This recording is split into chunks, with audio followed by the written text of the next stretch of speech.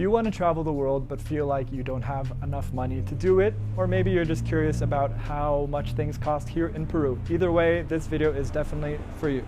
To start off, I'm going to put exactly how much I have in my bank account right now.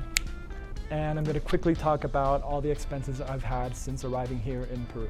Spoiler alert, unexpected expenses have really screwed me over since I've been here, but we'll get to that in a bit. And as usual, this video will be entirely in USD. So I booked a transfer from the airport to my hostel, and that cost me around $18, which unfortunately I found out later was quite overpriced. Arriving at the hostel, I paid the outstanding amount for my hostel stay, and that was $68. I stayed at that hostel for a total of 4 nights. On the first night, I did a little partying, I had some drinks, and I spent around $13.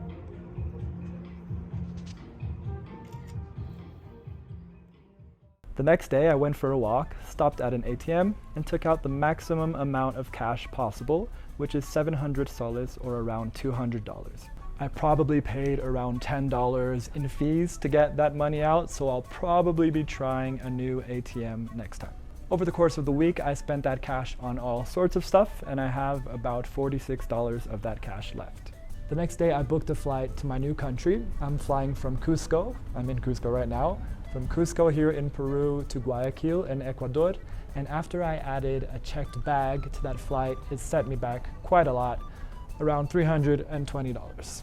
I also booked an Airbnb in Guayaquil for 8 nights, and that cost me $160. During my time in Lima, I spent around $25 on Ubers, and I took 3 trips. Now, this is the part when things get ugly.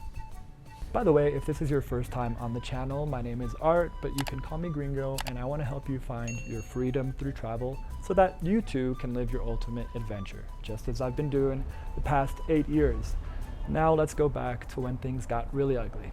I arrived at the airport for my flight to Arequipa, and I found out that the flight time had changed to hours earlier.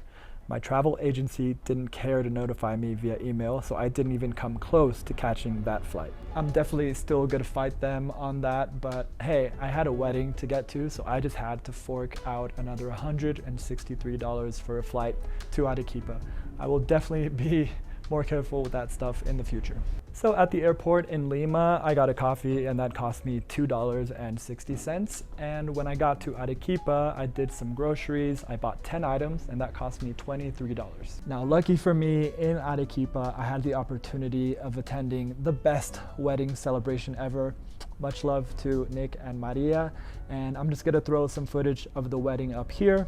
And they were kind enough to cover all expenses since the celebrations began, so I really didn't spend any money for about 4 days. Including the rest of the cash, I have about $387 to my name, and my next payday is on May 15th. That's in about 15 days, so I'm hoping my money will last me till then, but even when payday arrives, I don't think I'm gonna be getting any more than $700. When I say my good friend Nikki from Nikki Post Travel Stuff, I want you to say, and it's very important to note that in the next days, I will be traveling to Machu Picchu with my good friend Nikki from Nikki Post Travel Stuff.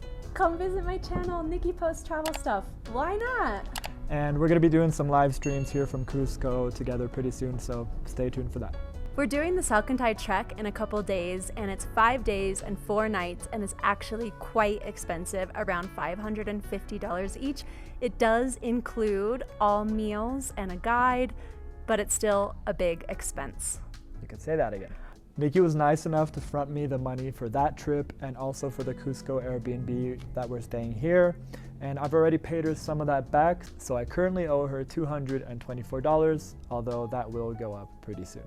Lately, I've found it really important to be completely transparent about how much money I have, because I want to inspire you to live your most adventurous life.